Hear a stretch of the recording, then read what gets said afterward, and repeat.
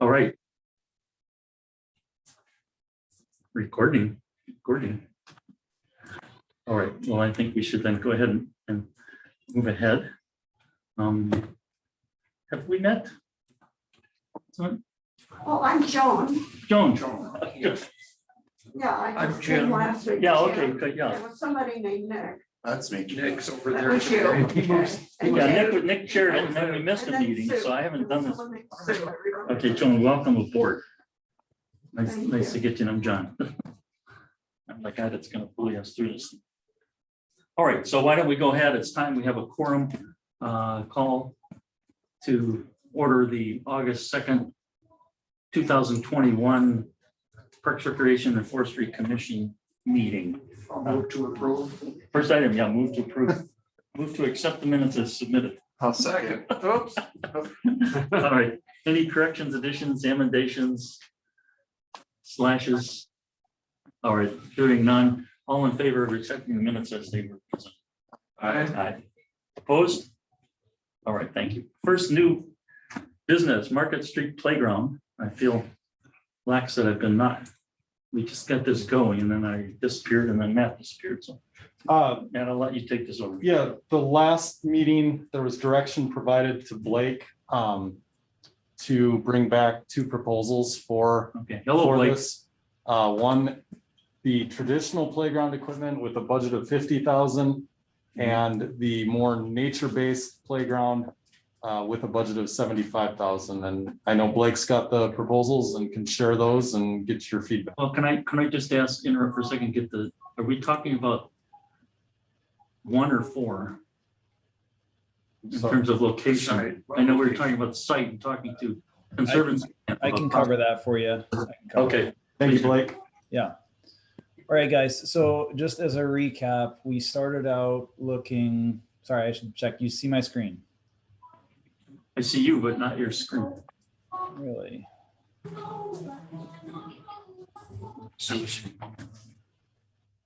Try again. Let me turn off my share. Sometimes that's, Do we want to turn off the music too?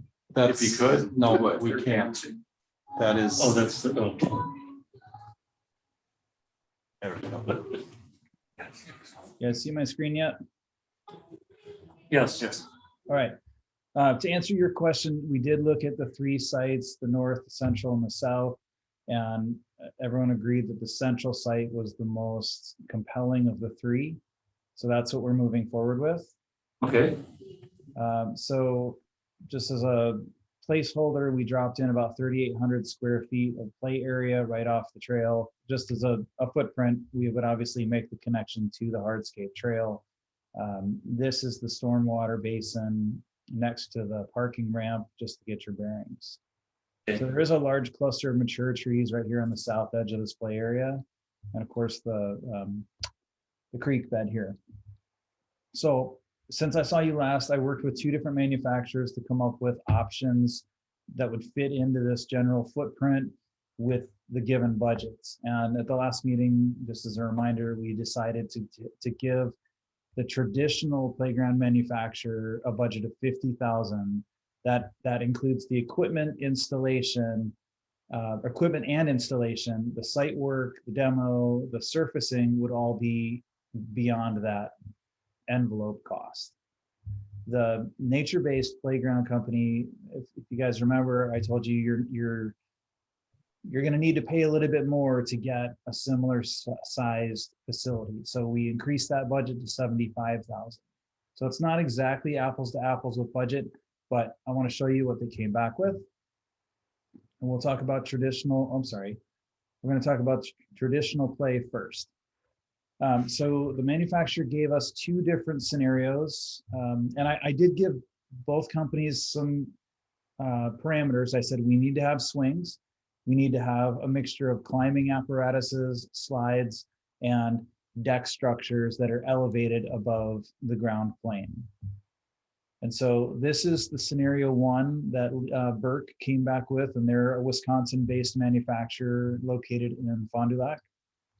So we have the swing banks, you see bucket swings and belt swings. So we have all age groups represented.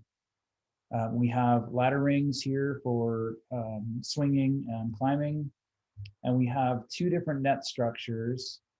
This is a horizontal net, and then we have the spider web here, which challenges kids in a little bit different way.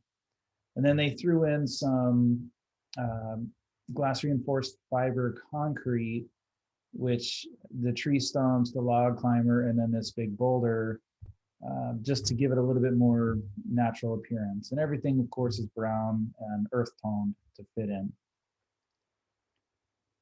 So that was scenario one. And what you're seeing here, minus the surfacing, is about 50,000 installed. Right, their second proposal option was more of a traditional post and deck with a roof, gets you a little bit higher off the ground, so you have a longer slide run, but they still gave us the swings, they gave us the climbing options underneath the structure, and then they gave us a bigger standalone piece that's kind of like a modern merry-go-round. If you can imagine those old death wheels that we used to love as kids, we don't do that anymore. That's why I only got 3 fingers on my hand. Right, that's exactly right. I never knew that. Oh, they were horrible. They were dangerous as hell. Oh, You Yeah. could fly. Oh, no, I thought that was a lot. But they were fun. I didn't know they were so dangerous. Like the seesaws too, you know? Yeah. So you can see we've got some of the nature theme stuff here too, with the stumps and the balance or the wobble board here. So, you know, two pretty different options, but I think for 50,000 gives you pretty good play value in both scenarios. So I'll flip back to the other one here, let you just absorb these here for a minute. But this one is a $75,000. No, these are both 50,000 examples Okay. of from the traditional playground manufacturer. The next one I'll show you is the 75K. Okay. All right, so the second manufacturer is GRG. They're based out of Milwaukee, and this is the Craftsman company that I was talking about. They custom manufacture all of their structures. No two are alike. They basically bring a bunch of wood members out to the site and craft it there. So everything is custom fit. So if you can visualize this, here's the existing bike path. Here's that stormwater basin that I mentioned next to the parking ramp, which is back here in the background. And here are the existing trees. So they're providing us some swings. They have an elevated structure. They have climbing apparatuses, and here is a net. I'll give you a different view. Here's the spider web net. This has a little tunnel that you can get underneath. And then these are all wood pieces built into the hill that you get with rock climbing holds that you can scale the wall. There are natural stones built in to get the elevation at an ADA slope up to that ramp. We've got the slide on the back side here, and we've got some different climbing and balance structures on the back side.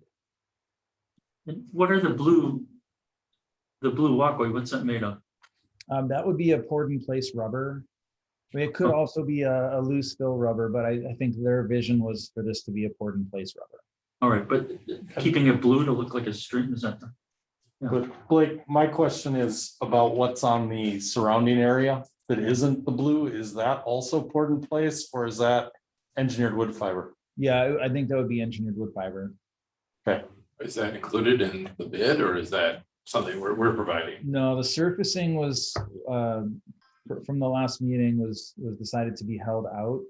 Right, With engineered wood fiber, Matt can get it at a bulk rate. right. But the question is the poured in place included in the 75,000, or is that additional to the 75,000? That would be additional. They excluded all surfacing. So they're showing us So now something that it's we're going not, more than 75. Oh And my how about the goodness. elevation on those? So with who would be doing the excavation to build the dirt? So the dirt material and stone underneath this, they would bring in. Okay. So we would just coat it, not have to excavate it. Correct, yep. So it's a very different approach to a playground. Currently, there's nothing like this in your system. You know, one comment I would make, I am not a fan of doing wood structured swings.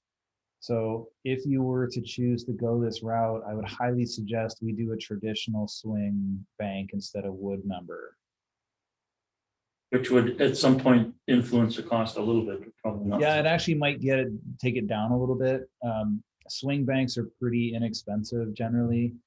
So you can get something like this for right around 6,000, maybe less if we shop around.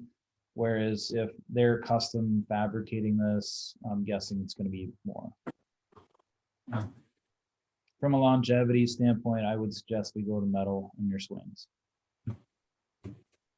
Well, it's certainly intriguing to me because of the issue that this land is next to the conservancy. And it's sort of shared with that, and it is an opportunity to do something very different. Yeah. And you've got the creek bed and ultimately the You know, know, $25,000 is, I'm not sure that will break the bank or not.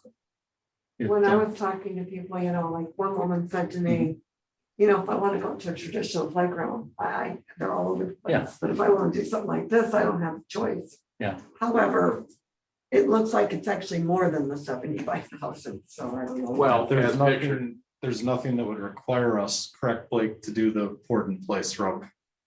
Yeah. That's correct. We could easily change this out to engineered wood fiber. This is just how they envisioned it and they rendered it. I think it'd be a cool feature to include in, but it's gonna Yeah. drive the budget up probably at least 20-25,000. Well, yeah. The rule for port in place rubber, and again, this is a portion, so it's hard to figure. But what they say on a traditional playground is the cost of your equipment, double it for port in place rubber. It's kind of the safe bet. So Matt, I actually think it's probably not going to be that bad. We're getting PIP for about 16 to 18 bucks a square foot right now. So this is, I mean, I can run a quick calc on it, maybe. The other comment that I have is I'm disappointed in the 50,000 playgrounds because there's just not a lot. Yeah. I think of the 250,000, I personally like the second one better because when I think, at least of myself as a kid, having things that are tall structures, things you can get up on, you can see the world, have more appeal to me. It's just to climb something is much more fun than just kind of swing. I don't disagree, but that Yeah. structure is very disappointing. Yes. Yeah, absolutely. I mean, take the swing sets out of there just for a visual and what do you have? One little, You know, one little chunk of, Yeah. and I mean, yes, I understand that the old spinners were dangerous and which way I get rid of them, but I don't know what that really does. That, Well, it spins So- around like a teacup, well, but there's no, yeah. you can't exactly quite. get it's it more going. about, you have more, at least the ones I've seen, you're more in a, you can, like sit down with the seat behind you. It's Yeah. molded Yeah, it's plastic, molded so plastic. that you're safer. So the adult can still spin it up from the outside, but you're not gonna You're fly gonna off of fly it out, like you okay. would with the old sets. Well, Yeah, look, correct. just as a general comment, I mean, Matt, you're disappointed in these, you put in many playgrounds. Is $50,000 still a sort of an average playground cost? That's what I'm dismayed by. Because maybe, maybe if we're just going with a if we're not looking at doing the woodland kind of So- thing. so you for might have reference- lots of sources. For reference, the playground that we did at Woodside Heights in 2018, we spent 50,000 on, and that's much more elaborate and much better playground than this. Mhm. And the playground we did at Parisi last year was also 50,000. No, I'm sorry, it was almost 60,000, but this pales What's- significantly in comparison. Well, in terms of price, like, you know, everything is like inflated now because of the material shortage from COVID, right? Yeah. Is that Yeah. playing a role into this, like, you're getting less for your money? Yeah, I- so just in the last construction season, I've seen playground prices get hiked 2 times and each one was an 8% increase. And that's just since our bidding cycle in January. So yes, the answer is yes.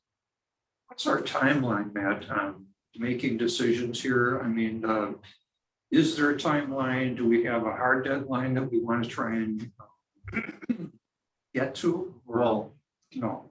the scary thing right now is this vendor in particular, Burke, that's based in Wisconsin, told me 14 to 16 weeks lead time once an order is placed of having the material shipped. Okay. So, and that's way longer than it's ever been before. It's like November practically. Right, Yeah. and so then you're getting into a question of, are we installing it this fall or is it better to wait till spring? Right. And I think you can logically look at spring being more reasonable at this point, so there is some time to make a decision, there's nothing pushing you for a decision, and I think I think a good step now would be is to refine, you know, is nature based the way you want to go based on this, and then we can drill down Yeah, I was wondering. if the there cost was a way we estimate a could little bring- more. Yeah. One of the things that if we go this route, I'd like to reach out to them is, what if we supply the lumber? Matt, I'm not sure they'll do that. They actually grow and harvest it themselves. And I think it's very specific species. So maybe if you have the certain member types that they're looking for, we could do that, or they could do that, but that would definitely need to be an early conversation. Right, yeah. So can we back off just on a step here, because there's three sort of options on the table, but the real two big decisions are, do we want to look at the nature way as opposed to just a traditional playground? And I think would be helpful.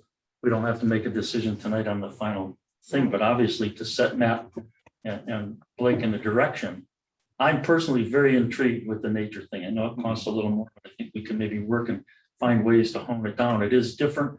Again, it's tucked in a conservancy. It's down by the pond. It exists in the place like almost no other park. And I think it could be a real fun place. It looks fun to me. I agree. I can't get my knees to look. I see more creativity, you know, kids trying different things and, Okay, other you thoughts, you know? know, it's more imaginative, I guess. Yeah. Okay. So you're, That's correct. which one do you like? Good answer. That's the best answer. Keep reading, that's good. See, I've got to go the other direction. I would agree with Matt that the traditional play arrangement is much less than I wouldn't have expected. Blake, didn't we ask for a certain number of play? We did not. No, Okay. we established budgets for both scenarios Okay. and went with that. Okay. But so you're But I saying you think don't like the- the nature Well, concept? I think the nature concept is awesome, but I just don't know if this is the right location. I mean, it's surrounded by a lot of concrete. You know, shouldn't it flow in with its surroundings? And I don't know if it does at that location. You have the I confluence feel like point it's down right there, on my but trails. I think this is the exact right spot to do a playground. Yeah, I think it I do depends. too. If you stand with your back to the parking garage, you see the creek going through there and all those things. If you stand the other way, you're right, you see a bunch of cement. We have no ideal Yeah. solution, but the fact is it's down in the gully. You see the path go through and you've got the water and the trees. That's what was to me is depending on where and how you approach it and what you choose to ignore, which is in the background, we can't get rid of. This seems a little more attractive. Matt, I missed what you had said. I think this is the place that you can do it, Okay. because the other locations would be our neighborhood parks that already have play equipment, and the pressure there is gonna be to look at traditional equipment. Yeah. Yeah, most of there's rows of houses and stuff in the background too. What I really like about this and what I'm starting to see in other communities is the use of the terrain Yeah, to create a really inviting play area, yeah. and that it's not just flat. And you've got, I mean, granted, my own kids are my own kids, but they're gonna climb on those rocks for hours before they do anything Well, else. going under the tunnel, hiding in Oh, yeah, the different stuff with that. Mhm. I know, Blake, you were talking about, sort of excited a month ago about that idea of on a hillside, you can have slides and things go down the hills.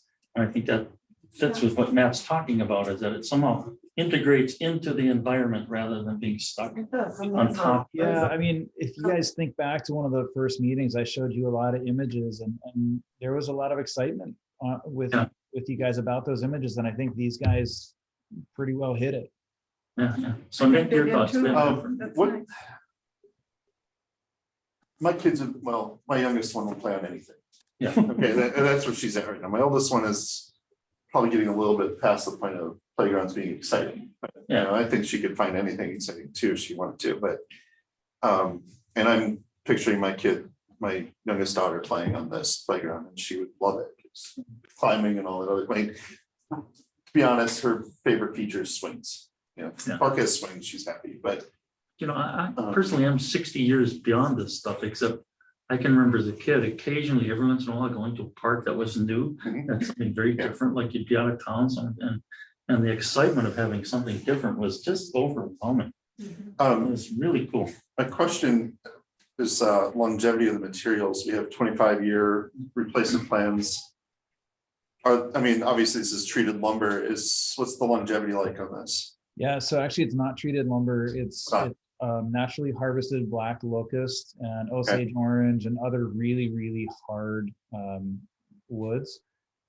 And they, you know, they grow them, they select them and harvest them based on the growth and the suitability for these things. We just did one in West Allis and it's beautiful. I think I showed you some in construction project or photos last meeting, but it turned out gorgeous. And it's, I don't know, that's in a really urban, harsh environment. And the neighborhood is embracing it. I don't foresee any maintenance issues on it. These guys do have a warranty. I want to say it's 10 years, 12 years, something like that. It is less than the steel, but it is still, I think, pretty good for a natural material. Mark Wagner said a dried black locust log, you're gonna struggle to get a chainsaw through. That's Okay. right. Yep. And Okay. they use them for fence posts for a reason. Okay. I got a whole yard full. It's a long yard. Focus. Oh, like, well, yeah. They're fun things to deal with. I plant them because they grow fast and they're beautiful. I mean, from a parent's perspective, I see this as being inviting too. It gives us a little bit of variety, as we go watch our kids. And I think that's also a very important factor in this. With the slope going down to the confluence pond, would that be something people might sled on? Well, I think at this point, we're beyond the pond. We're sort of down in the little creek bed.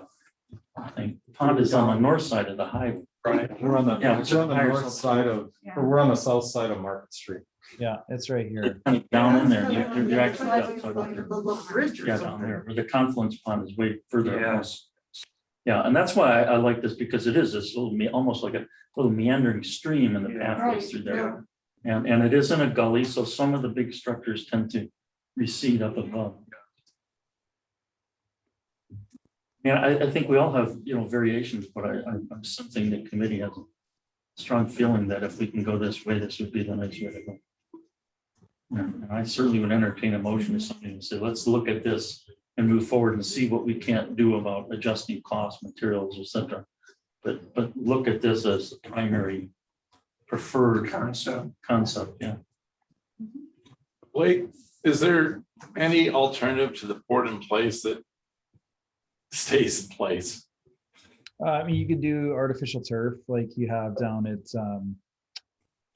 firefighters. Yeah, that actually would be a pretty decent option here. Okay. Because I mean, The thing about engineered wood fiber and even loose fill rubber, technically by ASTM, it meets ADA, but that's garbage, right? I challenge you to go sit in a mobility device and try to move more than 6 inches in one of those playscapes. It's just, in my opinion, it is not ADA compliant. The loose fill rubber is, for me, not an option. One more evidence. So Madison had problems with people lighting it on fire. But the latest X against it is Cross Plains with the storms last week. Spent a significant part of the day fishing it out of the swimming pool. Oh, So, yeah, Blew in. Well, they had a tornado, right? yeah. I didn't have a leaf on. Well, it's because you're in Sun Prairie. I'm just kidding. So one of the interesting things about a design like this, if you look, they have a large footprint of green, which is turf. Their actual safety footprint is much smaller because they don't have the widespread structures and equipment that these would. So your actual cost in surfacing goes way down. So Matt, I could run some numbers and figure out what they have planned here. My guess is it's not too dissimilar from what the more traditional scenario is looking at. So my suggestion is you provide direction to move forward with this concept, honing in on the price in regards to surfacing and replacement of the swing set with a more traditional swing set. I'm happy. Yeah. I mean, my comment about the alternatives is that since we're concentrating everything in the relatively small area, it's gonna get a lot of beating and pushing, and the loose fill stuff is probably gonna get pushed off the path, and the port in place is intriguing, but I guess I'd like to see what that might add to the cost. So yeah, I'll make a motion that we look at alternatives to the port in place and the cost for the port in place, and get some pricing on a more traditional swing, hopefully one that has at least 4 places. And continue to look at the nature Can I based. amend your motion to just have it start with, to move forward with Well, this yes, concept? and that was And the end, was the and move forward with this, yes. Yeah. But however you want to structure that sentence is fine with me. Matt will do a great job of that. Matt's listening. Motion to move forward with nature play concept submitted by GRG Playscapes Mhm. with a more detailed cost estimate, including surfacing options and a more traditional swing set. Yep. Yeah. 4-bay swing set. Yes, Okay, discussion on that. Do we have a second for the movie? I second. All right, thank you, Steve. Discussion. I think we've had it. Yeah, I think I just want to say one thing, Blake, you mentioned, or one of you mentioned about there's sort of more, it's more confined, so there's more space. One of the things we talked about earlier with this particular lot was that we want families to be able to come down and sit down, having a few picnic tables, some benches, some little green area that's not smashed into the playground. right. What is really attractive about this, because there's room for the adults to hang out. And the direction provided was to focus in on the playground and worry about the site components outside of the budget for the playground. And we'll be able to do that. Yeah, I'm working on that in the wings here. So very good point. But tonight, yeah, you're absolutely right, Matt. We really needed to pick one option here. All right, Any other discussion on the motion? Tree stumps. yes. Yeah, cement tree stumps. Couple tree Who owns stumps. that parking lot? Boy, it's all private there, but this little I strip know. is the conservancy right there. That's wonderful. So yeah, I don't know. All right, any other comments on the motion?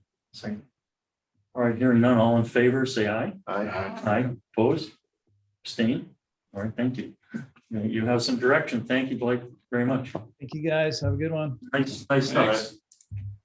All right, so back to our agenda, number 2, Bruce Company redevelopment. We came through this, we looked at this once a couple months ago as a general concept. I think it's this large redevelopment that Bruce Company wants to do north of Pheasant Branch.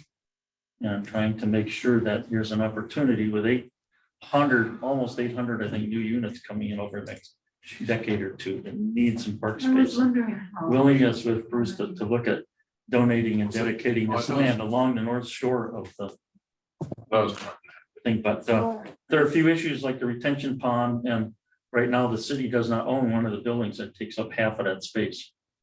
But in general, I'm on the plan commission and they feel pretty good about this. They just wanted our input on what we think good or bad, or just comments on these things. So that's what's on the agenda. Matt, you want to take it over? Or, yeah, I know that Just a minute. people from here. Bruce Company are here. What is the ratio between Yeah. park space and residents and people and acres like? Someone.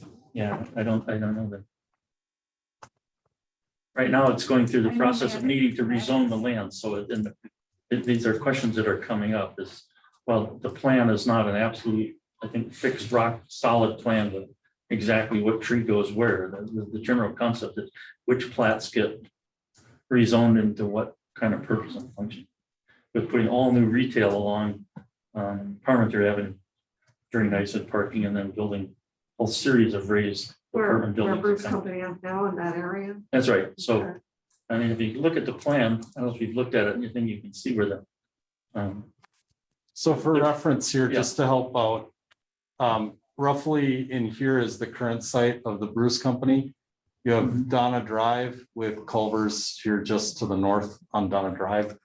And then this is Pheasant Branch Creek. So there are two buildings in between the Bruce Company's site. There is the Sampler Square, which is, I don't know, roughly kind of in here. And then Latitude Graphics is the site that's Yeah. closest here to the And there creek. actually is no public street next to where the park is. So that would be, Donna Drive would come down and, Right. or not, would be continued and create a. Well, right now, that's the lower entrance to I mean, it's all Bruce. the back shop for Bruce Company. Yeah. Pretty. Yeah, and yeah, I think, some exciting things here. I know you noticed that they sort of, looks like initially they would lose their garden area where you go walk around and buy trees and things like that. But in a sense, the courtyard of the apartment building becomes a much nicer refined version of doing the same thing. So people in the apartments get to the splendor of Bruce Company's plant. I'm struggling with my view here. Yeah. This is my understanding, and I know Kathy's here, maybe that the city is trying to acquire the one big building that is the most intrusive So- in the park. I can speak to that. Okay. The city's had positive discussions with this site, and there's another closed session item on the council, and the city feels that those discussions are moving in a positive direction.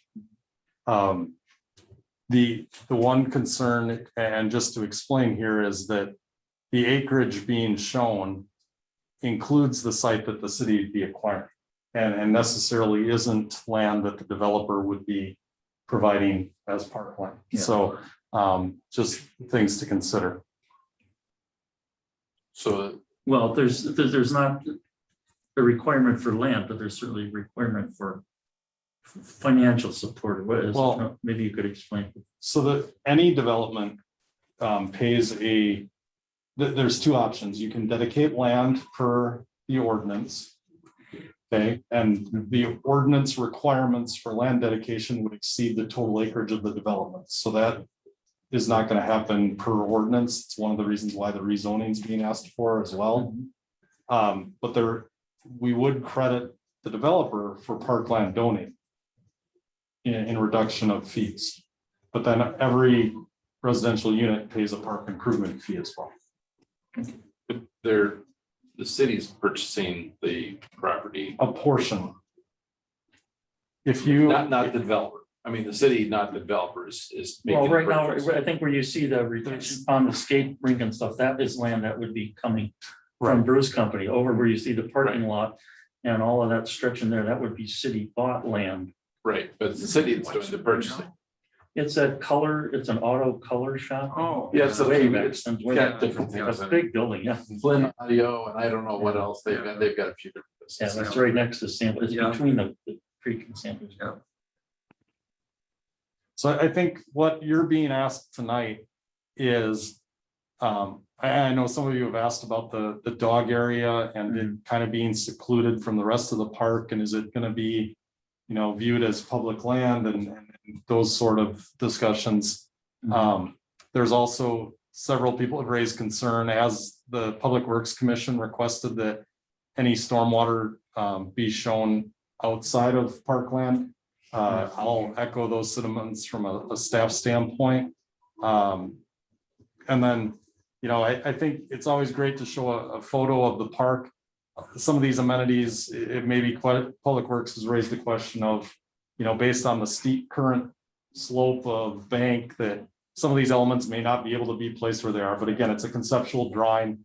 I think that we, from a service area standpoint, we're in desperate need of parkland in this quadrant of the city. The only parkland really here is at Fireman's, adjacent to the high school. And we, with the growth that's occurring both with this development and surrounding, we're in need for parkland to serve this portion of the community. And I think I've pushed hard and others on the Plan Commission looking at the idea of preserving the entire length along the creek that we wanted. However, the park went, whatever ultimately ends up as a matter, it becomes a buffer between the development and it, for people both down in the conservancy on the creek and for people above, it creates a nice balance because it actually allows the park to expand beyond the park because it expands down into the conservancy and up on the other side. So, Yeah. so the visual aspect of it is, in a sense, the park is much bigger and they promised building a bridge across so you can actually do a pedestrian bridge between the two sides of the park. Okay, is that thin strip just to the west of the park? Is that still part of the park or it's? That is, So everything shown in this red outline is being shown as public space. Proposed. I'm not sure why it goes up the sidewalk like that, but that's, Yeah, well, or is that just because it's a sidewalk? it's because that they're envisioning that parking would be used by people visiting the park, but I don't think that's a reason to make it part of the park. No. It's And part of the and street. another caveat on this, of course, is my understanding is we're talking 10 to 20 years for this whole development. It's not coming in all at once. And the two buildings to the far, the ones in blue and yellow and blue would probably be some of the last to be done. Right. And things can certainly change over time. It's just sort of a matter of a plan. But this is, I've seen some nice improvements on this and the dog walk is kind of buried, but it's there. And it's a public dog walk and other spaces open up.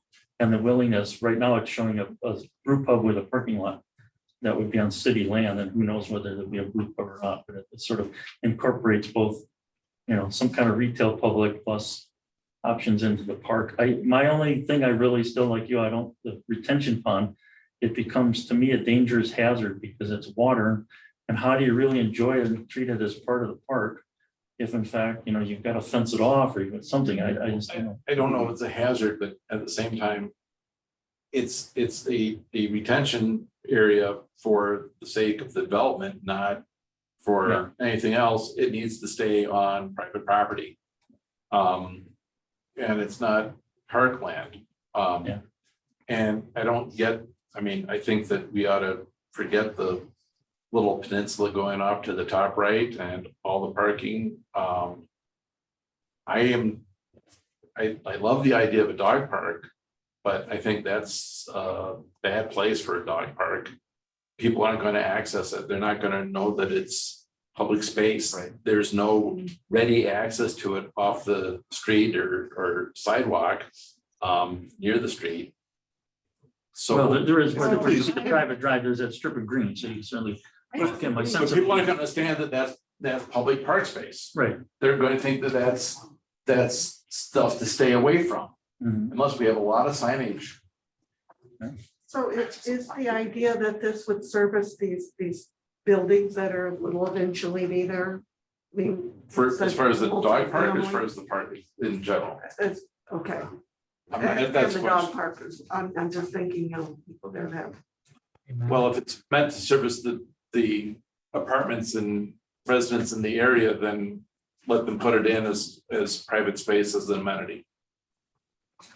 Yeah, on the other hand, But you have also, people I who mean, want to if come there in were public, people that wanted to drive over there to run their dog. Yeah, I mean, or there may be people who want to, you know, come and enjoy the park and they've got a dog, so it's, you know, every dog park that we have in some ways is cloistered and focuses on the neighborhood around it, because I don't know many people who drive 4 or 5 miles all the time to walk their dogs. Oh, I do, Okay, oh, yeah, but I John, disagree Mark with you. I Sullivan's think raised that's a this good again. spot for a dog park all right, so I'm not looking at, Mark, you have your hand because, as soon as Sue's done.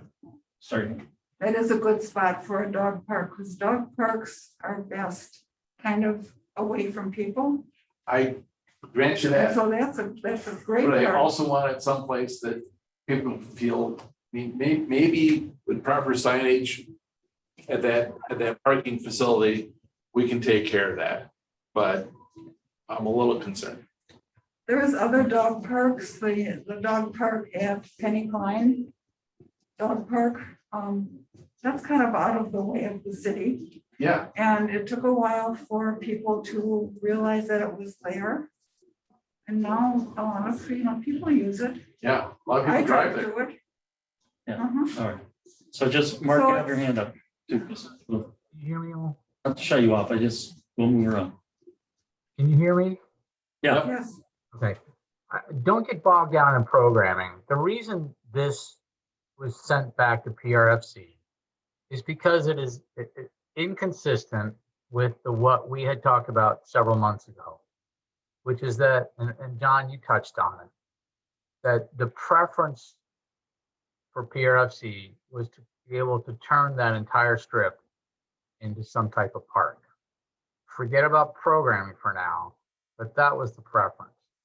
And so when this came back through planning and then was sent to the council for preliminary approval, it was inconsistent with what I believe those preferences were. So the reason for the referral back is to either confirm that that is the preference, or for you guys to say, you know what, that's not really high on the priority list any longer. So I think that's really the question, not programming, because that can take discussions up for the next 10 years, but is the preference to have this entire strip be parkland? Well, certainly it has always been mine, and I think others as well. And- That would- Mark, just to raise a question of clarification, are you referencing this building, Yes, wanting that whole area as parkland? yes. Yeah, Well, that's different. Yeah. Can I jump in here, you Okay. guys? Jake Buns, Steel Enterprises. Mark, just to address your comments. So the feedback that we've gotten on the park thus far has been just from city staff. The park really, besides in Plan Commission and Public Works and Conservancy Lands Committee, hasn't been discussed in the Parks and Rec Committee yet. So this is our first time here and first time hearing from you guys. And also, with that being said, this park plan it's not our design. When we were working with Matt and the rest of city staff, they had showed us a plan originally that had a public building, a skating rink, a stage, some mixed use buildings that basically we took that plan and we plopped it right down onto our concept, onto our site plan. So that's what you're seeing here today. And in terms of the building on the southwest corner there, that land currently is Bruce Company land. They own all the way to the middle of the river here. So they're willing to donate the creek corridor because from our understanding, it's really important for the Conservancy Lands Committee and Public Works to be able to access that creek corridor for embankment work, restoration work, and just to continue the paths along the Pheasant Branch Creek as they are on the other side of the road. That's why we put a bridge across the creek to make connectivity so people can go from our park to the paths that connect all the way 10 miles east and 10 miles west. But the building there on the southwest corner, that is the Bruce Company land. And that also was a reflection of a plan we had got through city documents that had showed buildings there. So this plan that's in front of you guys is really a reflection of almost 12 months of meetings with city staff and what we interpreted their plans that were sent over and we got to see. And we think it's a great plan. We think it looks fantastic. We think it brings community members into the site and is inclusive and is connective with the rest of the Pheasant Branch Creek and the Conservancy. So we're very excited about this and we think it's going to be great. So Jake, just let me respond a little bit. I understand. So this was done by the city planner for us as a concept. But what hasn't been addressed here, and I think John may have touched on it briefly, is that in order to put all of these residential units in here, there is a requirement for the developer that they either donate land for a park or dedicate fees for a park. And then in addition to that, that they have to pay fees for the park development. So what this committee is saying is that it is more interested in having the land because that makes sense from a park perspective than having fees. And I'm sorry that that may not have been conveyed correctly in your discussions with city staff, but that has always been fine. I would say that's been a concept that the Parks Commission has always embraced, was to get that large swath of land and to make it a park. So if there's a discussion that needs to take place outside of this between you and the people that you represent and our planning staff, then let's do that. But the reality is that the number, I think the number is somewhere close to 800 residential units. Is that correct? Yeah, and that's That's going to require close to 14 acres of parkland, according to our ordinances. And I understand that that's bigger than the development. So I think what really is what's trying to be conveyed here is that the Parks Commission would like land here for a park. You'd obviously like land for residential units. Somewhere between all of this, we need to figure out how to get what everybody wants. Yeah, and I agree with that, Mark. And just to respond to that, you know, I think there may be a disconnect between, and this is just my opinion from the feedback I've heard, because I've been on, you know, we've been to 5, 6 committee meetings, a couple of plan commission meetings and common council meetings, is for the most part, people are very excited with this plan, even with that building in the southwestern corner. I know you had mentioned at common council last week and again today, but you know, I think this is something from the Bruce Company's standpoint that they are totally fine with dedicating the land along the creek, and they want that to be inclusive, and they want, you know, this community to be a part of the park. But this is an existing business. I mean, the Parmenter Street Corridor Plan even says it's the purpose of it is to help existing businesses in this area succeed. The Bruce Company, they need what land they can take to make their business thrive. And I realize this phase of the development isn't for another 10 or 15 years down the road, but it is a crucial piece, like all of these pieces. So you know, the Bruce Company can make this project check out, I guess. So it is a crucial piece for that. And I just wanted to you know, make that known to you and the rest of the Parks Committee. Well, Jake, I might respond to that because I take issue with you that most of this development is housing. It's not the business as the business per se, and maybe it's the business in terms of making money, but you're putting 800 units of people. Those are not necessarily shoppers. Those are not cars coming in to a shopping center district. That part of it's fine. I don't see the problem with that. But we're talking about a park in relationship to the city's need for parkland for residencies. And the majority of this project is residencies, not businesses. Yes, the business owner will own these things, but we also have to realize people will live here with their families, and that's why the city puts in these codes about what we need for the land.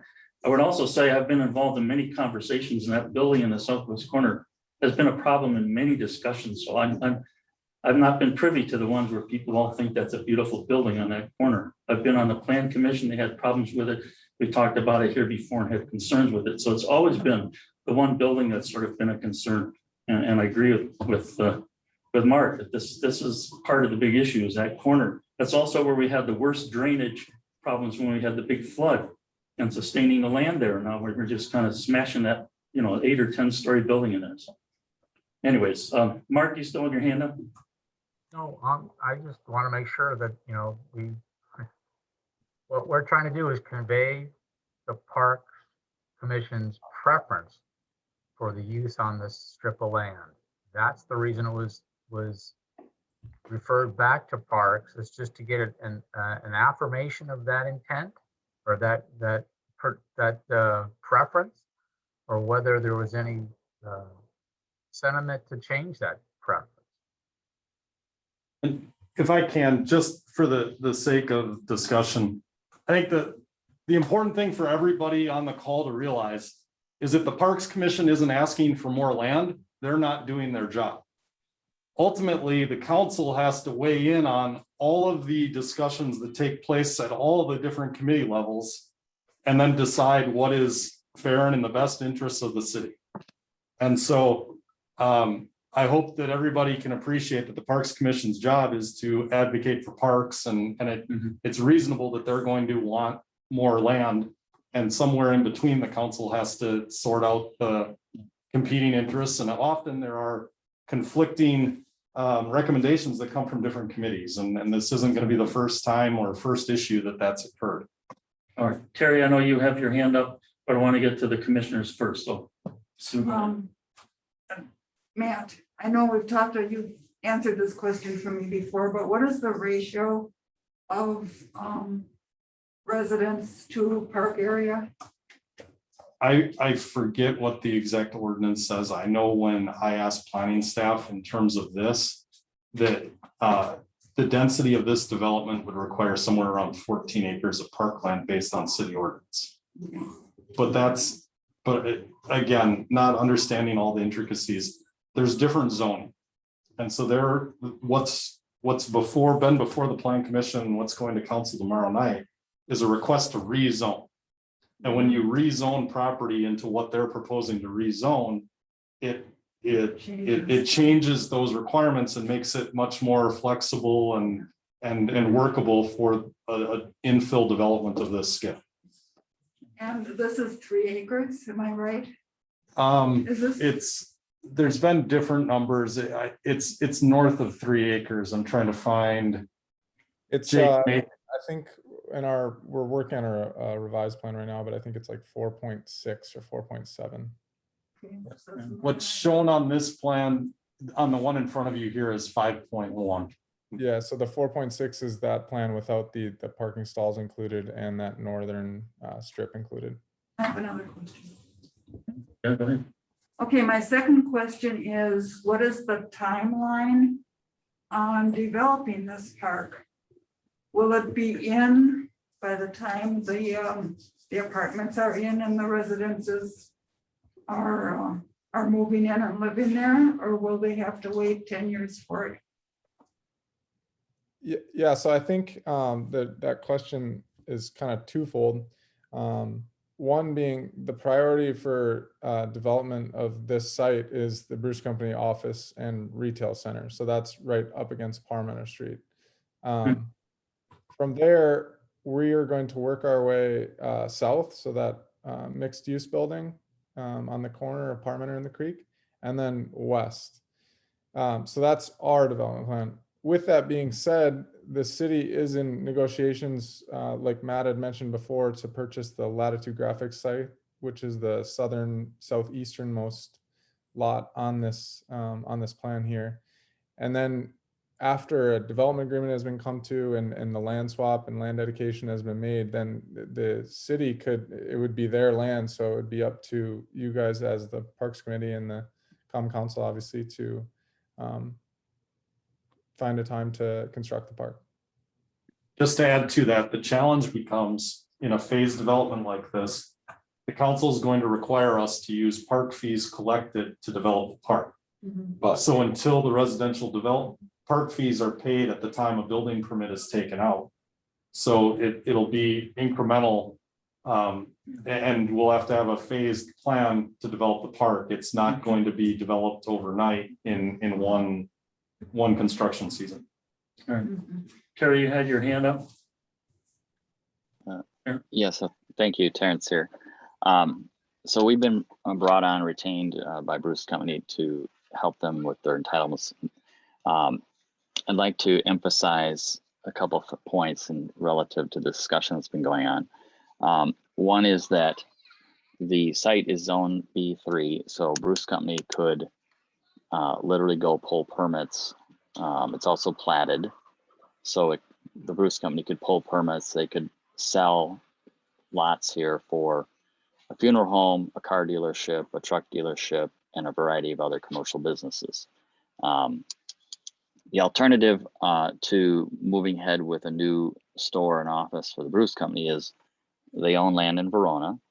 The store, quite honestly, is a loser. They don't make a profit on it. It's a loss. They're competing with big box stores and the internet. And so the idea behind the retail store was to create a new retail experience for Bruce Company.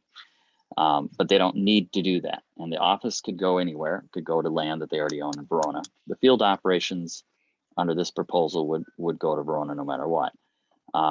But the alternative is the existing condition, which is they have a platted site, they have B3 zoning. They don't have to dedicate land for anything. They don't have to create a public street. They don't have to do any of this. When we started with this development planning with the city staff, and we've had 12 months of discussions and negotiations with them, there was no park planned at all, zero. And then it went to, well, they'd like to see 3 acres. We worked with the planners and Bruce Company and the city staff and came up with a plan that now presents 4.6 acres. So we exceeded the goals of the city quite significantly. And so it shows you made a really good, honest effort. We moved things around. We made a number of changes in the plan to make this work. So there's a lot of, back and forth and discussion. It has all been worked out and negotiated with staff. And I will be honest, Bruce County does feel like they're just constantly getting hit every time they go to another committee. They're being asked for more and more and more. And they've drawn a line in the sand and they've told us to say no more. They're not giving up that site on the Beltline. They already created a buffer. We were asked to create a buffer along the Beltline, so we did. And we thought that a dog park was a bonus because that wasn't asked for by the city. So here we are offering a bonus, and then we get criticized, to be honest with you. If you don't want the dog park, we don't need to have the dog park. That's a Beltline frontage site. It's a prime commercial site for an office building or hotel or apartment building. And the Bruce Company is not going to give that up. They have debt on this property. They have a mortgage. The idea here is to try to create some kind of value to help get that mortgage paid off while retaining ownership of the property within the Bruce Company. And their goal is to have a new store, new office, and then an atrium where they can grow. Well, they can bring people in to their plants into that courtyard behind their store. Somebody had asked about that. So that is designed to be the plant center, and they'll be changing plants in and out of that area. And then they'll be having that greenhouse, pink building there. Will they be growing plants, and customers can go into that also. So they've, this has really been worked out in quite a lot of detail. And again, this concept is completely irrelevant. Once the city has the land, you do what you want. Okay, we have no say at that point, right? It's your plan at that point. This is purely conceptual, taken from the Van de Waal concept plan. The other thing that's important to remember is that no development in the city has ever, to my knowledge, I've been here for a long time, has ever dedicated 100% of the parkland needed for that development. It's always a combination of dedication of land plus payment of fees, or no dedication and then payment of fees. In this situation, under the current dedication, the fees would be, a fee in lieu of might be in the range of $650,000. And the park improvement fees from this plan here could be as much as $1.85 million. So it's very significant financial support to the city's park system. And the Latitude graphic site, which the city is trying to acquire, I'm guessing is going to probably cost over $1 million. So, this is partly not just dedication, but it's the financial support that comes with this proposal. I also want to point out that when we talk about 800 units, the original proposal, we did not propose that. Again, when I say we, it's the Bruce Company and us working with them. they did not propose 800 units. We were told by the city, gee, we'd like to see some taller buildings. We'd like to see some different heights of buildings. Go back and come back to us, in a month, and then, with taller buildings and more.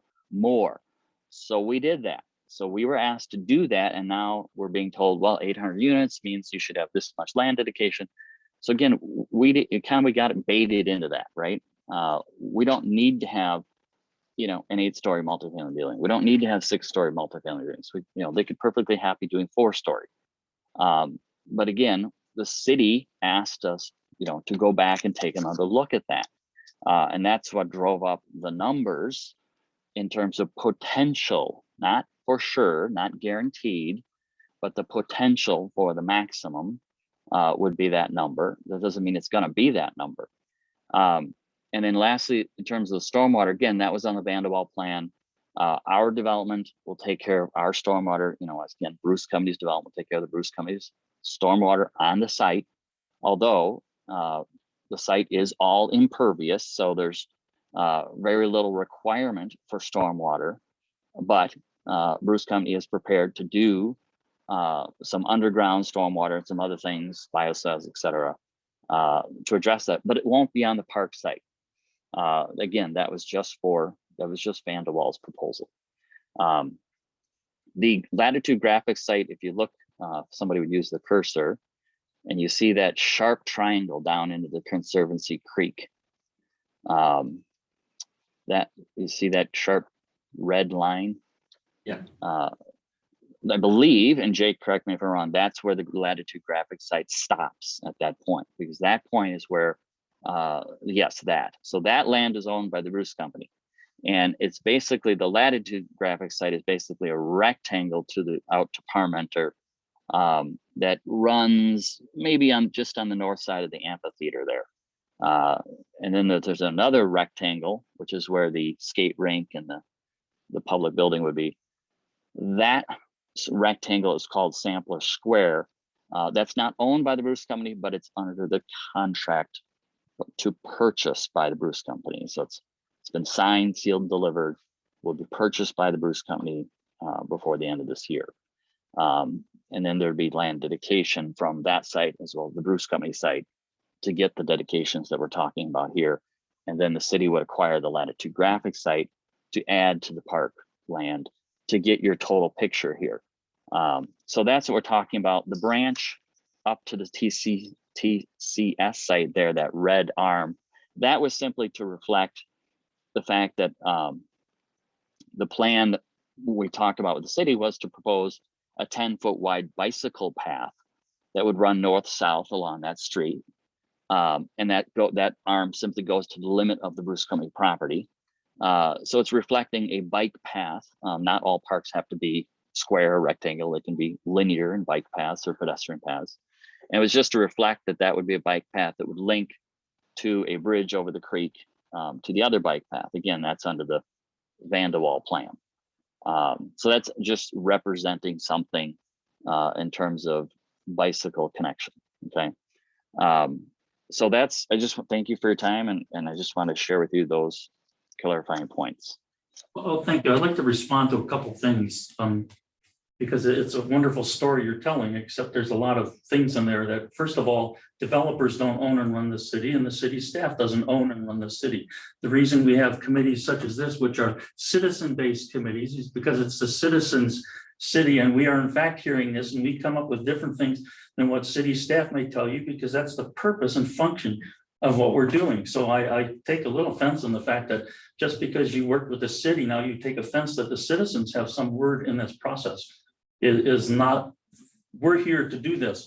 And despite what you're saying, we're still going to come up with our opinion. We're going to make our statement on what's involved with this thing. Your other statements about Bruce Company could do anything they want. They chose to do this as if this is in a sense a big favor to us. The fact is, you're offering this plan because Bruce Company wants to do this, not because we're demanding you do this. I mean, go ahead, put the car dealership back in there. But that benefits nobody, doesn't benefit us, doesn't benefit Bruce Company, doesn't benefit you. So I'd prefer if we would just kind of stick to the fact of what we all want and what we're looking at, and know that everybody has a piece in this. And it doesn't help to use the kind of verbiage that says, you know, we could have done it differently, but we chose to do it for you. So we'll move forward. Yeah. All right. Other comments, questions? I think Merrick made some great points on this. Does he still have his hand raised? Pardon? Well, I think the hand is raised from before, Oh, Mark. Mark has never put it down. Yeah, Mark's not put it down. Mark, you want to talk? Apparently not. No, I can't take my hand off. We can't see your face either. We take a 30-second break here. Okay, say that again. Okay, you're excused for 30 seconds. Go ahead, Mark. So you didn't have anything to say. No, I'm good. That's good. And I understand that maybe they need that building there in the southwest corner to make the whole thing work. I would think that the park would be much better without it. And I don't want to sound like I'm against a dog park and that I don't think it was going to work at all. It's just awfully segmented, having that building, make it basically a non-congruent space and separate one area from the rest, and that's disturbing. And I don't think we'll get as much use or function out of it because of it. And Well, I don't, let's wait for Jim to come back, but I think that in summary, as Mark said before, we started this discussion several months ago with a desire to protect the entire creek corridor as best we can. And that it's not anti-development, not anti-business. We're not trying to tell Bruce Company that you don't and want, shouldn't have a right to do that. But the fact is that there's a competing needs between people who live there and need the park space and the citizens and the business. And we just want to find a balance. So I think our opinion collectively is that we want to protect that entire branch. And yes, that building, see that big building is a problem there. And we're not in control of the building, and you may build it or not. But I think the message is we would prefer to have that whole thing as a park. Well, and I think the other thing is we don't want to get in a situation which we've gotten ourselves into in the past where we have many residents that end up occupying the space, because I think there's probably be a really nice area, and I expect there will be many residents there, but then they'll be requesting some good park space. And where would we provide that park space if not here? I mean, in response to Terrence, the one thing, about the fees, one of the problems we're running in is there's no land left. And so getting fees doesn't help support the parks, especially if the funding has to be used in a park near the development and there's no land for the park, the fees become sort of almost an irrelevancy in a sense. Because land is the critical issue right now. So we're just trying to summarize, I think that protecting the whole creek corridor as best as possible. Yes. And maximizing the land with being concerned with the water in that building as being intrusive is what the recommendation. I think personally, the whole thing is a great concept in doing it. We just need to keep the park as being a critical component. Yes. Of what's going on. Is there a motion that you want to make to take? I would move that motion of what you heard me say, sort of. Can you restate the motion then? The motion that As soon as I write it. The gist is that the committee feels strongly about trying to preserve parkland along the entire creek corridor, and structures such as the large building on the southeast west corner are concerns because they eat into some of that park space that we think is already inadequate for the amount of units that. And I mean, I think we're doing a good job of preserving the creek corridor and the bank on it, but because there is that steep bank along there, it's not, I mean, obviously we'll have to get into plans and such, but there's going to be a lot of area that is creek bank and not park space.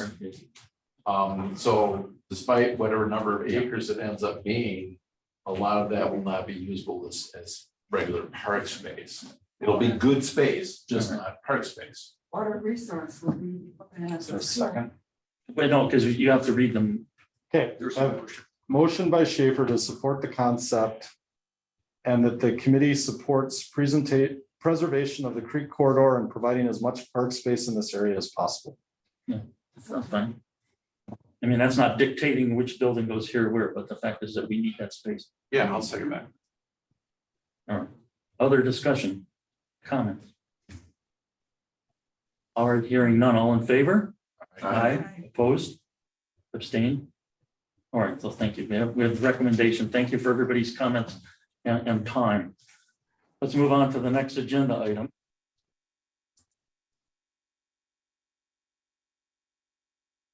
Three. Yep. Removal policy. Is Mark going to be here or not, or is he? He's on the call. Mark, are you there? Oh, there he is. Yeah, okay. So, Mark, do you want to kind of intro this? Sure. For the few of you who weren't here last month, a while back, we remember talking about the need to develop a policy for requests for tree removals that citizens make. And this is essentially what I threw together to have people throw darts at for us to start the discussion. Essentially, all I was trying to do was to present both sides of an issue. From the homeowner side, if they make a claim, to be able to support that with documentation. And then from the tree's point of view, to be able to state what the tree provides in terms of benefits, present that to you guys, meaning PRFC, and then make a decision based on that. And that really is just the gist of it. The last meeting we discussed about the most significant thing that was requested was on the second page to put in there to have PRFC recommend then to council and finance what they would like to see in terms of who would pay for what. Matt, I'm not sure if that's actually the one that I sent you or not, I guess, because I didn't think I sent you the one that was redlined. That's the one I saw in the packet. This is the same packet you sent us. Yeah, Yeah. Yeah. I don't know what's happening here. it's, It looks like we missed page. Here it is. So that for whatever reason, I think your sources got put in the middle of the policy. Oh. Yeah. Because this is page 2 of the policy, right? Yeah, it should have really only been page 2. I don't know, because I sent you 2 different documents on that, but anyways, neither here nor there. That is pretty much where we sit at. So I'll just leave it at that, and whatever you guys want to discuss, ask questions about. I did provide that list of citations, as I know there was some question as to the validity or applicability of some of the metrics that I was looking to use for supporting the trees side of the argument. If you would like to actually have the full papers, I'm sure most of those are available, because all we did on that was just went to Google Scholar and looked those up. If not, then I can find them for you as well for further reading. If you're in need of some sleep aids, I know sometimes studies aren't the most fun to read. So yeah, I'll leave it at that. So, Mark, a question for you. What's not Matt, in it's this list is replacement. I'm sorry, Mark, I couldn't quite make that out. What's not in your document is any concept of replacement, right? So I have a nuisance tree. I would think that at a minimum that we would want, right? If the homeowner or property owner decides that there's a nuisance tree and the city agrees that, yeah, it's a nuisance tree and we should take it down, there's nothing in here requiring the replacement of that tree. I mean, I saw all the sites about how you have this formula that says, okay, the value of a tree is X. But there's nothing in here in terms of process that says, okay, after we take this tree, who's responsible for replacing it? Very valid point. Sorry, Mark, I didn't hear what you said. I'm sorry, I said valid point. I should definitely put something like that in there. I guess offhand, I could see that going one of two ways. If it's recommended that the homeowner or the resident would pay for the removal, then, it could be where they might be then required to plant the tree, or vice versa.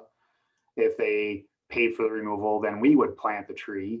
That would really be a call on your guys' part. I'm not really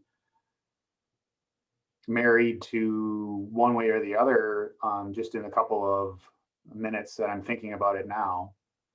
I think the easy fix is to say that, the park commission will make a recommendation as to who's going to bear the cost of the removal and the replacement of the replacement tree. Well, so I would step back and say, if the city determined that the tree is a nuisance tree, then the city would be responsible for taking it down and replacing it. But if the owner decided that they still wanted to push that issue and permission was given to take the tree down, then it seems to me that the property owner would be responsible for replacing it as well. Well, but that's supposing that we're going to be okay with the removal of the tree by a property owner if we determine that it's not a nuisance tree. That's what they're asking for, right? They're asking for a process for a homeowner to do that.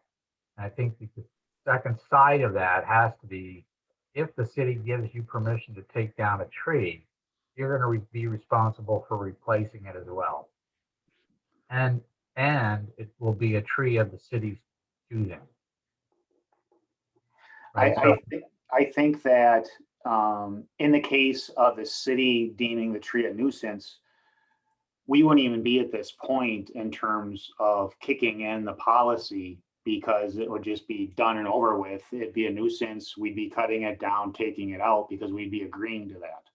Well, I guess it depends on what your definition of the city agreeing the tree is a nuisance, when you're talking about whether it's city staff or the Parks Commission, when you say the city. And I'm not sure who's being referred to here. Well, I guess in my mind, I'm not bringing forth to PRFC every single request for a tree removal. It's just the ones that I'm in conflict with the resident. So if I'm in agreeing with them that it is a nuisance and we're taking it down, then it's not even gonna cross you guys' plate. Right. So the city forester agrees that it's a nuisance, then it's not an issue and it just moves forward. Right. Exactly. So we, in a This is- sense, become an arbitrary panel for when there's a This is- unresolved situation. Right, Yeah. these are all situations where Mark has said this isn't a nuisance and the property owner wants. A second means of address. Correct. An And, appeal board. but aren't we also acting as the city when we are the appeal board? Yes, And so if we say that we believe it's a nuisance, then, but I think that we still should have the ability to make a recommendation to council and finance as to who should pay for what. Oh, Because sure. that- Right, I mean, we can't make the decision, but No. that's what he's asking us to do is I think, as an arbitrating group, is we make a recommendation that we think is an outside of the city third-party group, but with city vested interest. Right, but I think we ought to be able to, along with making a recommendation as to whether it should be permitted to be removed, who should be paying for what. so I think the key here is how much flexibility do you want within the policy? Because there could be a situation where PRFC says we're gonna remove this nuisance tree and we're gonna pay for the replacement. And it goes to finance and finance says absolutely not. Right. If the homeowner wants it removed, they're gonna be financially responsible Well, either for the removal and the new tree, or maybe just the removal and the city's gonna pay for the new tree.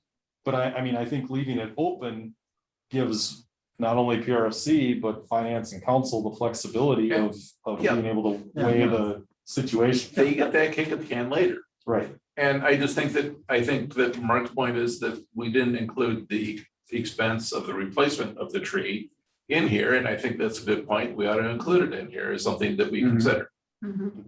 Agreed. Yeah. But Mark Okay. has, going back to this policy that Mark sent us. If you go to page 1, Matt and number 3, if I think that, applies to what we're talking about. Yeah, it absolutely does, but I think the flexibility of discussing replacement and who the responsible financial party for is what we need to. Yeah. Yeah, and I generally like all the flexibility because it's every single situation is going to be different. If we try to genericize this and lock it in, And so if a city employee is driving a city truck and he is drunk and bumps up on your land and knocks down, hits your car, that's different than if, a dog runs in front and he's got to save somebody's life and jumps in the tree, and it's all going to be different. I mean, Yeah. it's the city put the tree in, the tree's hurting the private property.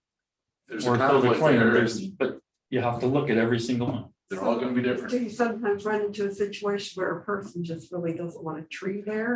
and Yeah, that's gonna somebody happen, argue and we're about just whether or say not- no. Yeah, say no. That's, Yeah. Mark made that point, that the trees have value. The Oh, they do. city wants them, so therefore it becomes. They've got a vested interest. I mean, if someone were to, the city were to come in on, the truck would hit the tree on my property, my tree, I would want Yeah. to want the be city- compensated for that. It's a bit like our previous discussion on the last issue, it's the who owes who. Right. Yeah. Okay. We understand. So the suggestion is made to add the issue about cost and who will bear costs in our recommendations, is that And the gist replace, of? and replacement. Yep, I've got that. Okay. Sorry, Jim, I didn't mean. to cut you off. Well, so you have set criteria, Mark, of when you feel a tree is or isn't a nuisance. And if the homeowner disagrees with your assessment, the next step would be for the homeowner to come before the commission and ask for our input to either agree with the homeowner or to side with the city. So do I have that in a nutshell? Pretty much. And that's kind of what's been happening up to this point. It's just that we didn't have anything really clearly defined, nor any additional articles to support on either side of that argument. Yeah. Last time, I did have the from the tree side, the tree risk assessment form, but that was the only really supporting evidence on either side that was part of this process.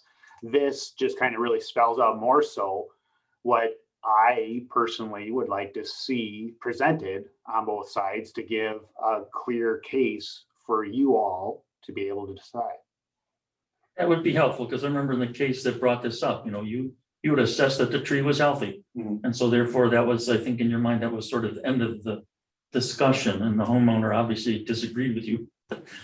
So this will be a good helpful mechanism to document, put this down in place. Well, and I think the other thing that I really wanted to have clearly spelled out again was if you're going to make the claim that it's damaging your house or it's incurred these costs, to be blunt, prove it, so that it's not some kind of number that kind of increases every time you talk to somebody else. Yeah. Because unfortunately it does happen. So let me make one more comment about this. And that is, this has budget implications. Yep. I'm not sure what your tree removal budget is, but conceptually, we would have to put some number into the budget for these dispute trees. I don't know, given the tightness of our budgeting, whether that would ever be approved. Yeah. So there's a conflict right there. I know, Mark, it's that whole topic honestly is really the forestry budget as a whole. Aside from the budget line for tree pruning, I have a bucket of money and for removals, and I don't really know from year to year how many trees I'm going to end up having to remove. I don't know how many trees I'm going to end up having to remove because of construction projects. So it is, in a way, kind of just more of the same. It would just be in a case like this, it's just going to come out of there, and it's going to come at the expense of something else not being able to get done. So my point with all this was that maybe it might be better to rewrite that section about referring to council or making a recommendation to just say that something along the lines that whether or not the city pays for it would be subject to budget, some type of budget condition. And just leave it at that. Right? The implication is that some homeowner can prioritize their tree removal over something else, and that should never be the case. But we also don't want to be in a situation where we say, well, we don't have any budget, so although we agree with you, we can't do it. No, I think what happens is it gets deferred until the next budgeting cycle, right? Because then Mark would have a situation where he could seek additional budget dollars based on what he knows his whatever his backlog looks like. Mark, correct me if I'm wrong, and I know it's your favorite subject, but if finance and council agreed with PRFC, they could look at contingency as a source of funding if it was such a priority to be removed, correct? That is one potential source of funds. I will tell you that there are no contingency dollars left here in the 2021 budget, just for reference or for comparison purposes. Who spent them? Pardon? I'd like to interject with two things, Mark. One is I think as the other Mark said, is this is a process that goes on every day, every week.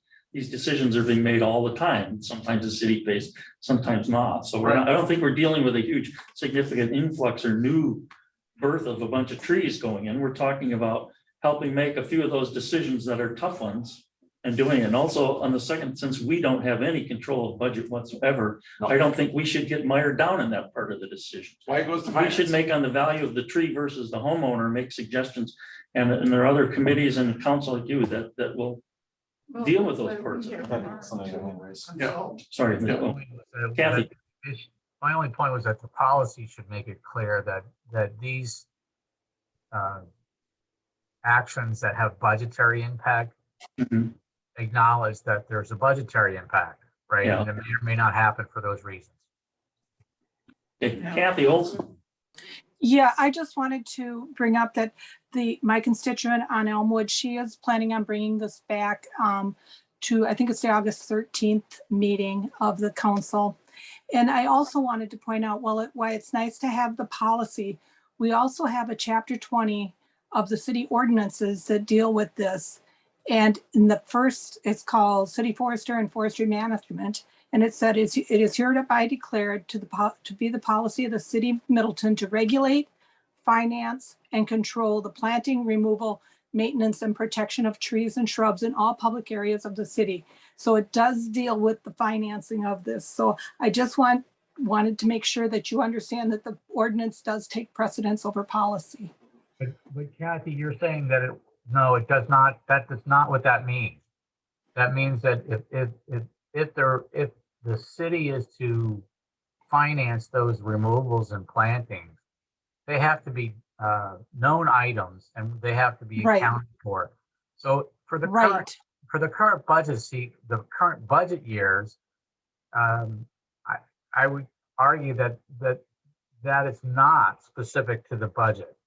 That in the future it would be, but not for the current year. So unless Mark Wagner can reprioritize things and meet his goals for the year, I would argue that that has no meaning until the subsequent budget year. Right, we can't make money out of thin air for sure. So I just want to say that there is an ordinance on this also, so they should be in alignment. Thank you. Right, but the thing is that you've already, I think what the concern is when there's a dispute, right? From the city's perspective, it's following the ordinance. City, right, on the one hand, you've got a city forester saying that the tree is not a nuisance. You've got a dispute with a homeowner, right?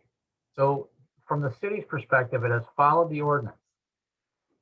Might not, the homeowner may not like the decision, right?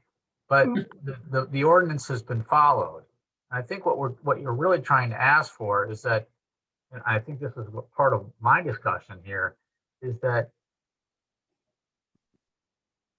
in these situations where the city is going to have to take a tree down because of a commission's recommendation, that does not become priority number one. Right. It is subject to other budget priorities that have already been addressed and accounted for in the current budget season. Okay, can I make a suggestion just for the sake of time? Yeah, I think that there's some sense that we want to put something in here about the financing, but I think you guys have to work this out as to what's the best way to reconcile these things and bring this back to the committee with some finished verbiage. What I'm gonna ask is that we've delayed this long enough that we're gonna edit the policy to say that PRFC makes a recommendation on the cost for removal and replacement costs and who the responsible party is to the finance committee and common council, which would be subject to availability of funds. And that if you're comfortable with that, I'd ask that you make a motion to approve it tonight so it can move to finance and council. Move. Okay. And move, Sue, second? Yep. Okay. Before, is Have this, a motion. Mark, I can't hear you. Matt, is this going to tomorrow's meeting? No, it'd be the 17th. Okay. So you're going to have it cleaned up for that meeting? Correct. All right. All right, so we have the motion on the table in a second. Do we have any other discussion? All right, hearing none, all in favor, say aye. Aye. Aye, opposed, abstain? All right, thank you. So we have that one completed. I think, Matt, you're last with the capital budget. I know we're to the point of diminishing returns on meeting time here, but Okay. we're prepared to spend the night. we have to submit our budget on the 20th of August. So you would have the opportunity to think about this and give additional feedback on the 16th when we meet again. But note that you're also gonna have the operating budget and you're gonna get one shot at it on the 16th. But this is the one that tends to be more of a discussion item at this committee because our operating budget doesn't change a whole lot from year to year. The biggest thing that we are working on in terms of operating budget is trying to get our seasonal wages to somewhere where someone will actually apply for our positions and staff our facilities and programs and keep our parks clean.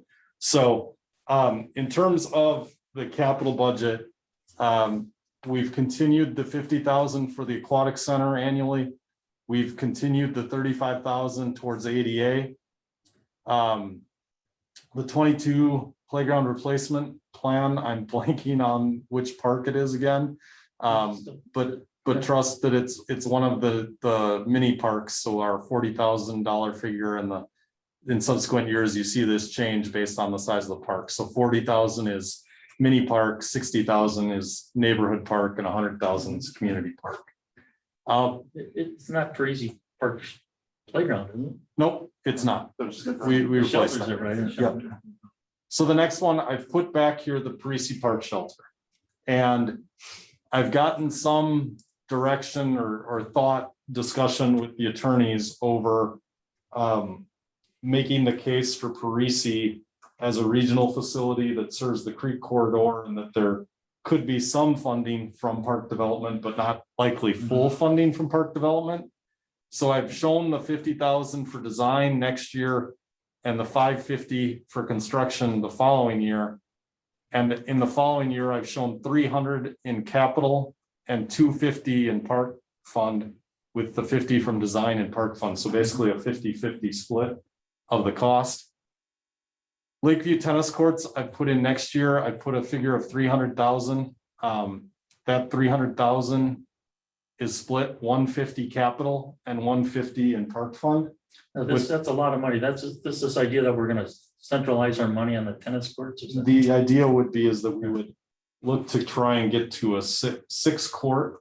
Yeah. And then maybe look at even 2 pickleball or 2 junior size courts at Lakeview. Basketball courts, continuing our upgrade work of the basketball courts, that's crack filling, color coding and converting to the glass backboards that we've done on a couple of the courts. I've put 35,000 all in park development on development of master plans, and I want to talk through these. A lot of the things here are also in, or all of the things here are in our park and open space plan that was updated earlier this year.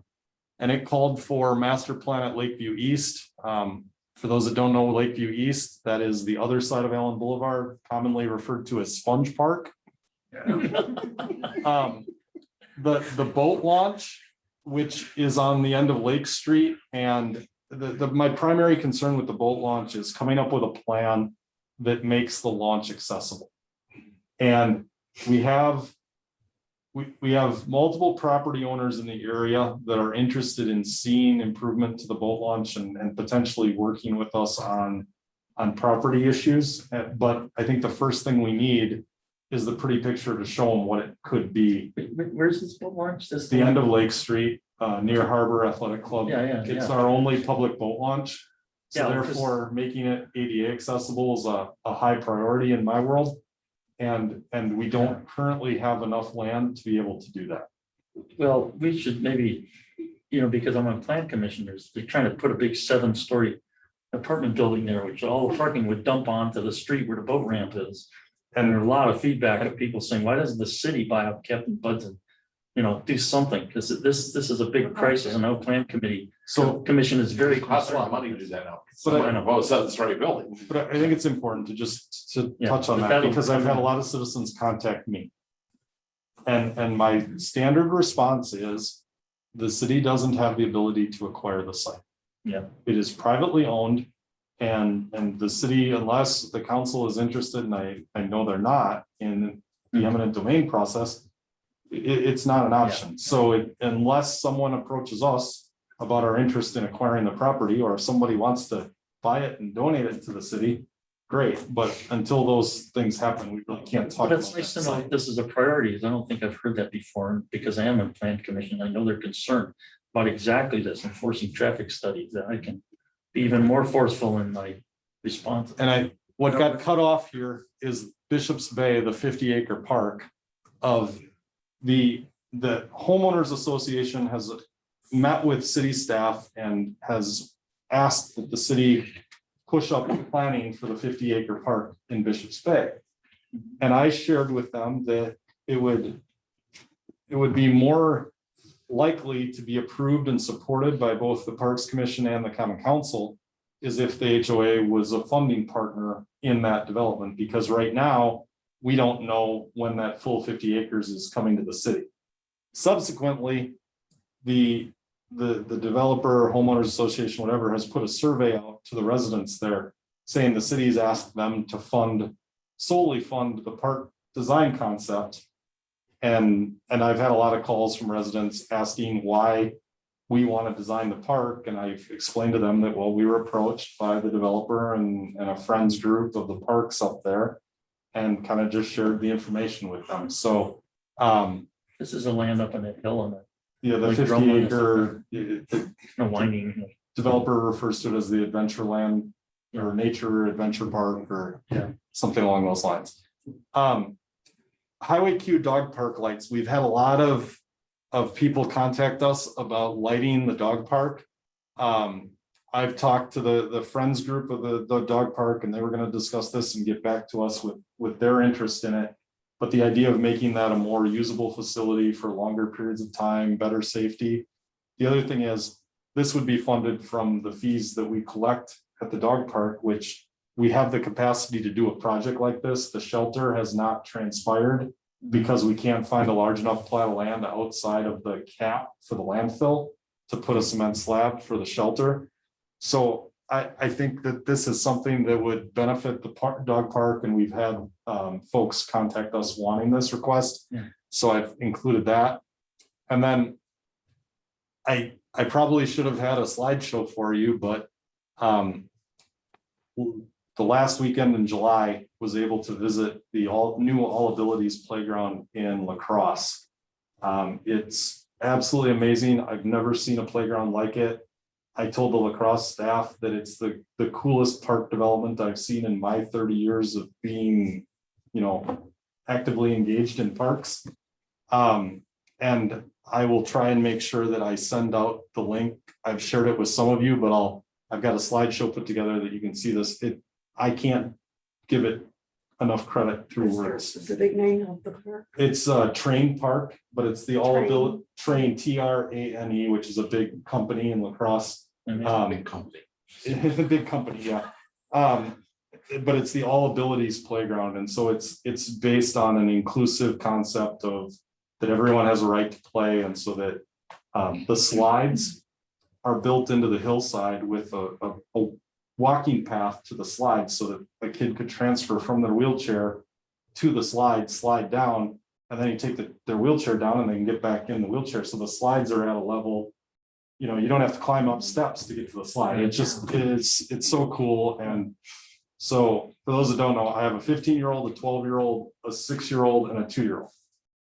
All four of them, I've never seen the 15-year-old. I haven't seen her for years play on a playground, and she was just as into it as the rest of the kids. So, Well, I know just where there's a really cool 58 site. park, you could put that. A lot of hills. Let's just say that their budget's gonna be a lot bigger than ours is. Yeah. Their site, it's 100,000 square foot playground. So I've mapped out what a 50,000 square foot playground looks like, and that's huge. And my hope is that we could do something, but I've also kind of put this out as it's a future year with 250 from park development and the other 250 being privately fundraised. And we're gonna have to figure out a mechanism, if there's interest in doing this, of how that would look. I know we have both past commission member and current commission member interested in working towards a fundraising effort and goal. I know we have a lot of knowledge on the commission towards fundraising. We'd actually have to talk to the city finance and council about that mechanism and how to move forward in looking at something like that. But these type of playgrounds have been successfully fundraised in a lot of communities, a lot smaller than Middleton without the resources of Middleton. And I think it could be a great template for how we look at, a different way of financially supporting some of our park improvements. So where would you put something? I'd always intended that Penny Klein Park would be a great location. It's our only community park without a playground. Granted, Firefighters is across the street and has its own playground, but Penny did a lot to try and reach out to disadvantaged populations, people with access issues, really try to make the parks inclusive, and I think it would be great there. I think there's also, as we know, there's other parks being discussed. We had a concept, the Bell Farm Park concept a couple of weeks ago, or 2 weeks ago, or our last meeting. We have I'm not saying that the Bruce Company is the right location for this, but any community park, we could look at putting something like this in. So, Well, maybe it could be nice if you brought us a little more stuff. yeah, yep. It sounds like a fun, nice concept, but it's, I'm struggling to envision. Understood. I'll send out the link. Thank you. So if there's any feedback on any of this, I'm happy. If there's things I've missed that you think should be in these next few years, I've focused on next year and some of the big items, but if we're missing anything, I'm happy to report that the Stonefield tennis courts, we were able to work with the installer to do some repair work. Our staff got trained on how to make the repairs, and those courts have been repaired and are in good shape. So does that mean you're still kind of sticking with the small regional area tennis court? no, I think we need to move towards The big those being more complex Yeah, okay. amenities. Well, that's, you've got the 300,000. Have you given any? So when you, Mark, go ahead. I can't, you're very quiet. Have you given any consideration to additional maintenance for the splash pad? And we've got 50 grand a year for the pool. But given the fact that that splash pad is what, 10, 15 years old now?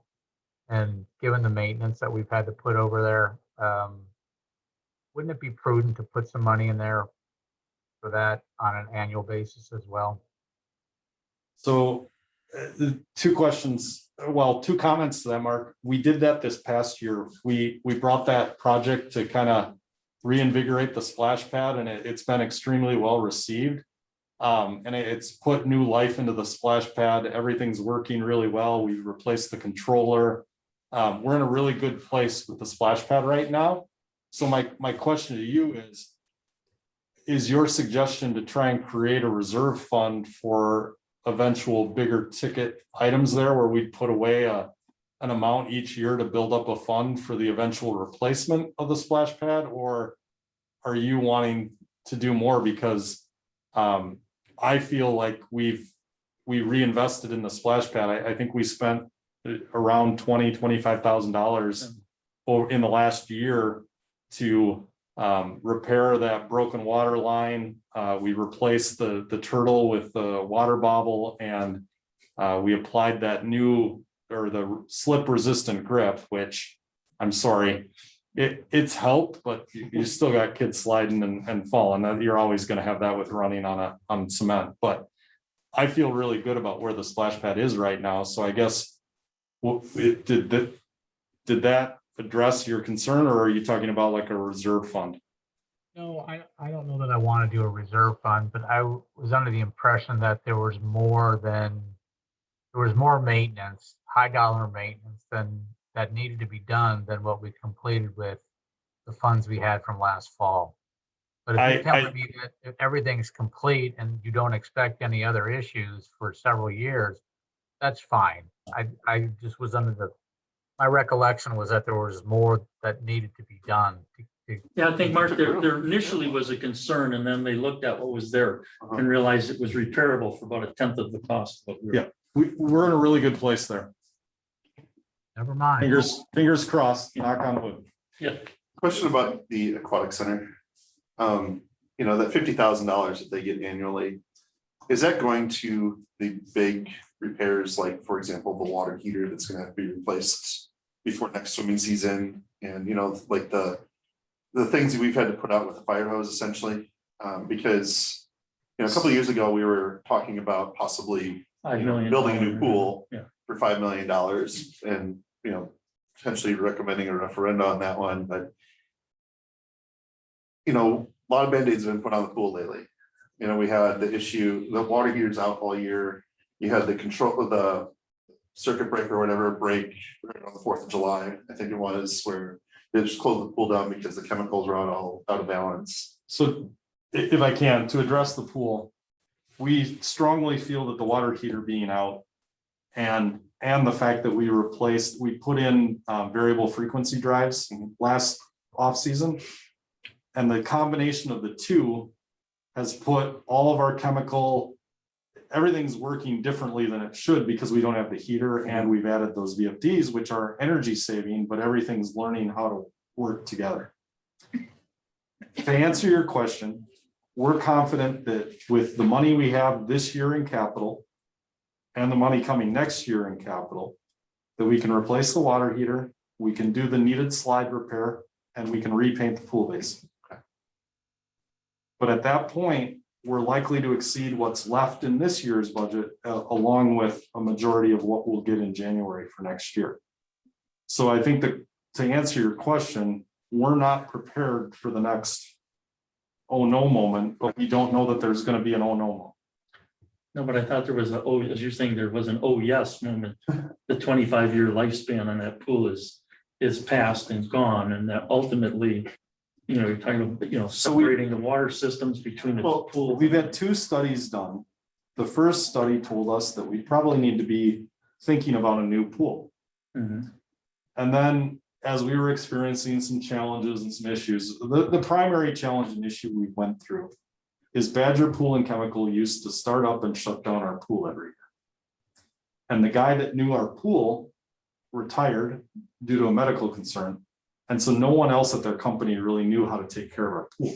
Mhm. And we made the decision that at that point, let's have our staff do it, our park staff get more involved so that we're not reliant on a third party and have a better understanding of how our pool works. So at that time, we contacted the company that built the pool, and they agreed to come out and do a full feasibility analysis of the pool. And they said, you're in good shape. And what, so where those two studies are, I think we're somewhere in the middle. And the challenge is, and somebody threw 5 million, I think we'd be lucky. You know, that you're probably what De Pere just did their pool at 7.5.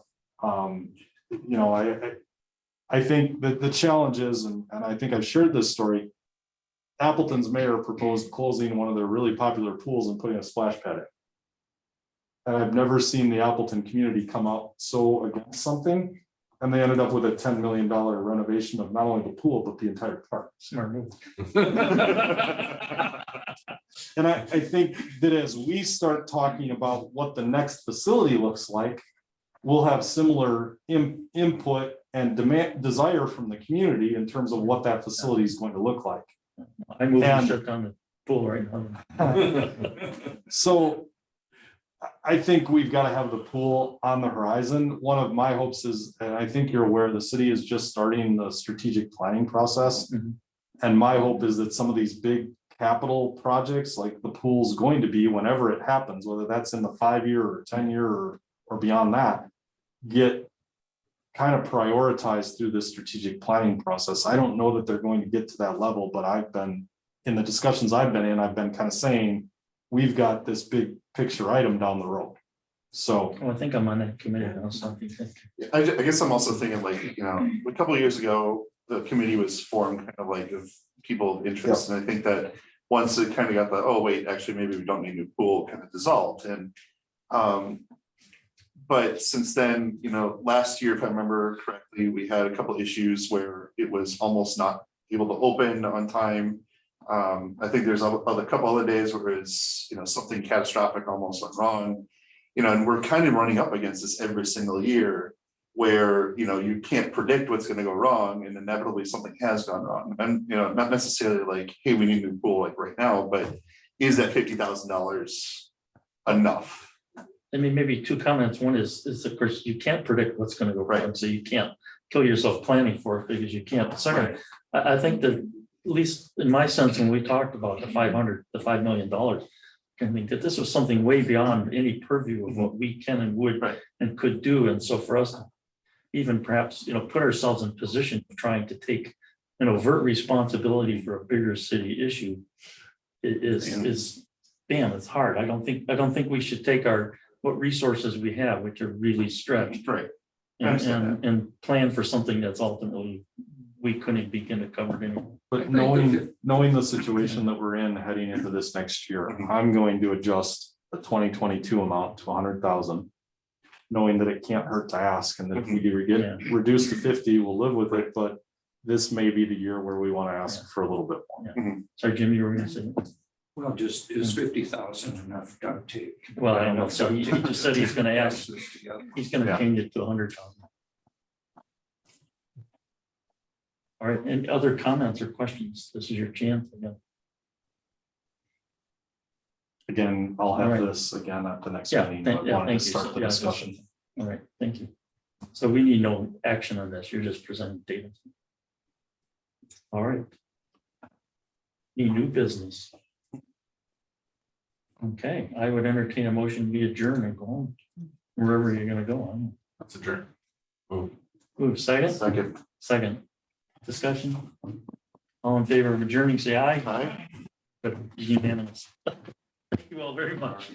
And so, Mark, I guess we don't know whether we're gonna keep meeting in person or not. We'll find out tomorrow night. Council's gonna talk about it, Yeah. I know the plan commission, I think, decided to maintain Zoom for the foreseeable future. Yeah, so, all right, well, we'll be in touch. Thanks, everyone. Mhm. Thank you. Hey, John. Yeah. I don't know if you got some time now. I got